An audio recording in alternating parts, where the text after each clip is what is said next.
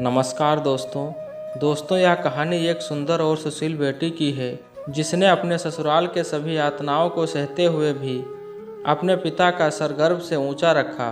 कभी भी बदले की भावना या प्रतिशोध की भावना को अपने हृदय में जागृत होने नहीं दिया। अंतिम क्षण भी उसने बहादुरी का परिचय देते हुए मानवता को शर्मसार करने वाली घटना को उजागर किया। इस घटना से मानवीयता शर्मसार हो जाती है, उसके खोखले दिखावे को तार तार करती है।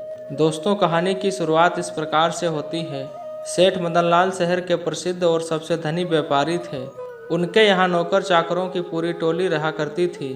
भगवान की कृपा से उनके घर लक्ष्मी धन वर्षा करती थी।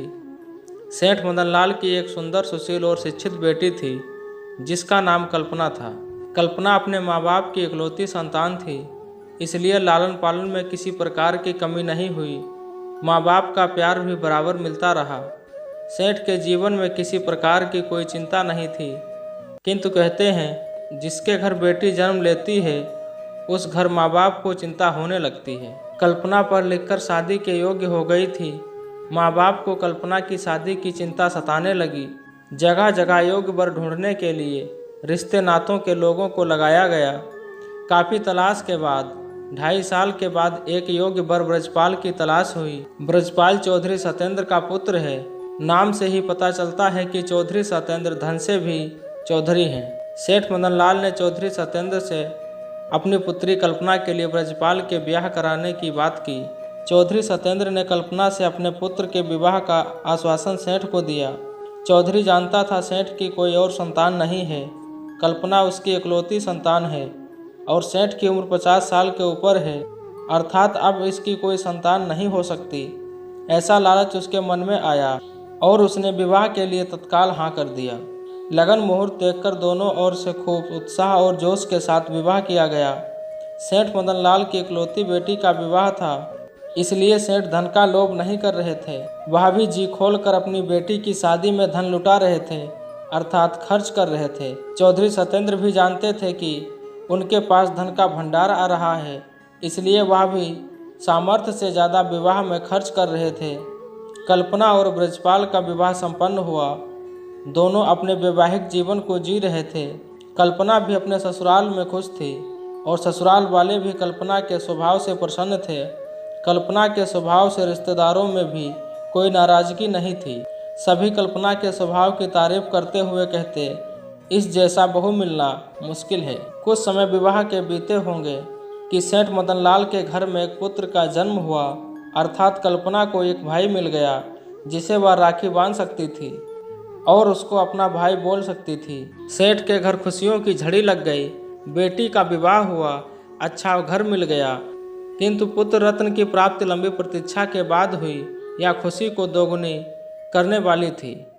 सेठ मदनलाल के घर पुत्र का जन्म सुनकर कल्पना के ससुराल वालों के पैरों तले जमीन खिसक गई, जैसे उनकी सारी संपत्ति छिन गई हो।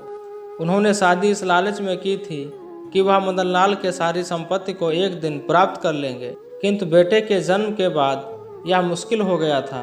भाई के मिल जाने से कल्पना के जीवन में खुशियां आनी चाहिए थी, किंतु यह उसके लिए दुख का कारण बन गई। सास ससुर पति सभी अब कल्पना को दुख देने लगे और उसे प्रताड़ित करने लगे।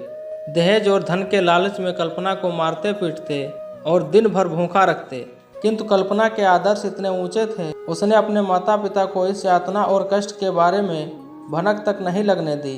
सेठ कल्पना से मिलने और अपने बेटे की छठी अर्थात नामकरण संस्कार में निमंत्रण देने के लिए खुशी खुशी ससुराल पहुँचे। चौधरी और ब्रजपाल सेठ को देखकर असमंजस में पड़ गए कि वह कल्पना से कैसे मिलवाएंगे। सेठ सभी घटना को जान जाएगा और हमारे विरुद्ध कार्रवाई कर सकता है। तत्काल उन्होंने निष्कर्ष निकाला और कल्पना को समझा दिया, किसी भी प्रकार की बात अपने पिता को बताई तो अच्छा नहीं होगा। अनेकों प्रकार की धमकियां देकर कल्पना को उसके पिता से मिलवाया गया। बेटी भी कर्तव्यनिष्ठ थी, उसके संस्कार पुराने थे, अर्थात वह जानती थी पिता के घर से डोली निकली है और ससुराल से अर्थी। इसी आदर्श से बंधी हुई थी। कल्पना ने पिता का खूब स्वागत सत्कार किया। बैठे बैठे अनायास उसके आंखों से आंसू की धारा फूट पड़ी। पिता को समझ पाते इससे पहले बेटी बोलती है, पिताजी यह मेरी खुशियों का आंसू है। बचपन से मैं भाई के लिए तरसती थी, अब जाकर मुझे एक भाई मिला है जिसके कलाई पर मैं राखी बांध सकती हूँ। बस यही सोचकर मेरे आंखों से आंसू निकल गया। पिता को यह बात समझ नहीं आई। कुछ शंका और कुछ डर के कारण अधिक बातों को कुरेदा नहीं। सेठ नामकरण संस्कार में सभी को न्योता देकर अपने घर वापस लौट आए। नामकरण का दिन आ गया।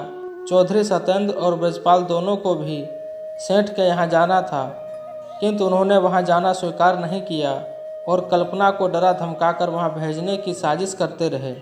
दोनों के मानवीय मूल्य इतने गिर गए कि उन्होंने एक नवजात शिशु की हत्या करने का भी षड्यंत्र रच दिया। उस षड्यंत्र को पूरा करने के लिए किसी और को नहीं बल्कि कल्पना का ही प्रयोग करना चाहा। ब्रजपाल कल्पना की पिटाई करते हुए कहता है, या तो तू सदा सदा के लिए अपने मायके चली जा या अपने भाई का गला दबाकर हत्या कर दे, जिसके बाद उसकी सारी संपत्ति हमारी हो जाएगी। कल्पना ऐसा नहीं कर सकती थी। वह अपने खातिर किसी निर्दोष को सजा नहीं दे सकती थी। अपने ऊपर हजारों यातनाएं सह सकती थी, लेकिन किसी निर्दोष को सताना यह उसके संस्कारों में नहीं था। काफ़ी देर सोच विचार कर कल्पना ने एक अभूतपूर्व निर्णय लिया। कल्पना ने 3 पत्र लिखे। पहला पत्र अपनी माता के नाम, जिसे वह अपने जन्म देने के लिए धन्यवाद करती रही और सदा उनकी बेटी बनकर जन्म लेना चाहती और उनके गोद में खेलती, ऐसे भाव को प्रकट कर माफ़ी मांगती हुई उसने अगले जन्म में मिलने की बात लिखी थी। दूसरा पत्र ससुर के नाम, जिसे वह पिता के रूप में मानती थी और उनकी सेवा भी की। अपने पिता से कम नहीं माना, किंतु उन्होंने अपनी बेटी के रूप में उन्हें कभी स्वीकार नहीं किया।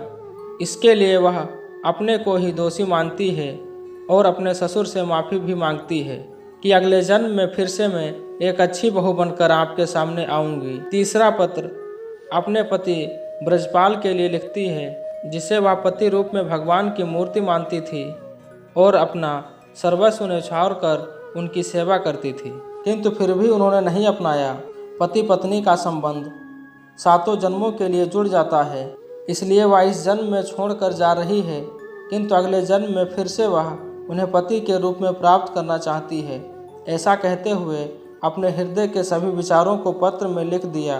तीनों पत्र बिस्तर पर रखे तकिए के नीचे दबा दिए और छत में लगे पंखे से एक फंदा लटकाया और अपनी जीवन लीला को समाप्त कर ली। यह कल्पना के जीवन का दुखद अंत था। चौधरी सत्येंद्र के घर बहू की मृत्यु पूरे गांव में फैल गई थी। सेठ मदन लाल को भी अपनी बेटी के ना रहने की सूचना मिली थी। थाना पुलिस चौधरी ब्रजपाल और सत्येंद्र के घर मौजूद थी। सघन तलाश और पूछताछ के बाद भी किसी प्रकार की कोई जानकारी नहीं मिल रही थी। महिला कांस्टेबल ने कल्पना के शरीर को नीचे उतारा और उसके कपड़े ऊपर करके देखा तो उसके शरीर पर हजारों काले काले दाग थे, जो ब्रजपाल और सत्येंद्र ने पिटाई के दौरान दिए थे। पुलिस तो सारा मंजर समझ रही थी। चौधरी ब्रजपाल और सत्येंद्र के हाव भाव भी बदले हुए थे। पिता ने भी बताया कि मैं जब मिलने आया था तो बेटी रो रही थी, किंतु उसने कुछ बात बताई नहीं थी। मुझे शंका है कि बेटी के पति और ससुर ने ही इसकी हत्या की है। बस क्या था, ब्रजपाल और चौधरी सत्येंद्र को पुलिस ने गिरफ्तार कर लिया और कमरे की छानबीन की गई। तकिए के नीचे रखे तीनों पत्र को पुलिस ने बरामद किया और उसमें लिखी हुई सभी बातों को पुलिस ने सबके सामने पढ़ा, जिससे ब्रजपाल और चौधरी सत्येंद्र के सभी यातनाओं का उजागर हुआ। गांव मोहल्ला सभी कल्पना के स्वभाव से परिचित थे और ब्रजपाल तथा सत्येंद्र के स्वभाव से भी। गांव वालों ने भी ब्रजपाल और सत्येंद्र के सभी राज खोल दिए। पुलिस ने कानूनन ब्रजपाल और सत्येंद्र चौधरी को गिरफ्तार किया। कोर्ट कचहरी हुई, जिसमें ब्रजपाल को मुख्य साजिशकर्ता माना गया और उसे आजीवन कारावास की सजा सुनाई गई। चौधरी सत्येंद्र को इस घटना में शामिल और साजिश में सहयोगी मानते हुए 9 वर्ष की कारावास की सजा सुनाई गई। इस घटना से यह सीख मिलती है कि लालच में किस प्रकार ससुराल वालों ने अपनी बहू का अनादर किया और पिटाई की, किंतु इस घटना के प्रभाव में केवल कल्पना नहीं आई, अपितु कल्पना के साथ बुरा बर्ताव करने वाले भी बुरे दंड को भुगतने के लिए अपराधी हुए। इससे एक बेटी का सब कुछ उजड़ जाता है, वहीं 2 परिवार बिखर भी जाते हैं। समाज में फैली इन कुरीतियों को समाज के लोगों को ही दूर करना होगा, अन्यथा आज एक कल्पना इस घटना का शिकार हुई है, ना जाने कितनी ही कल्पना फिर शिकार होंगी। समाज को अपने आसपास हो रहे अत्याचारों के प्रति आवाज़ उठाना चाहिए। अगर कल्पना के आस पड़ोस के लोगों ने आवाज़ उठाई होती तो आज कल्पना उनके साथ होती और दोनों परिवार एक साथ होते। दहेज के लोभी को भी कड़ा संदेश देना आवश्यक होगा कि वह बहू को ब्याह कर लाते हैं और उनके घर की लक्ष्मी है, ना कि वह किसी धन कुबेर को उठाकर लाते हैं जो उसके घर धन वर्षा करे। दहेज के प्रति समाज का नज़रिया बदलना आवश्यक हो गया है, नहीं तो कितनी और बेटियों का घर उजड़ेगा। वह बेटी हमारी और आपकी भी हो सकती है। दोस्तों, अगर कहानी अच्छी लगी हो तो वीडियो को लाइक, शेयर और चैनल को सब्सक्राइब जरूर करें।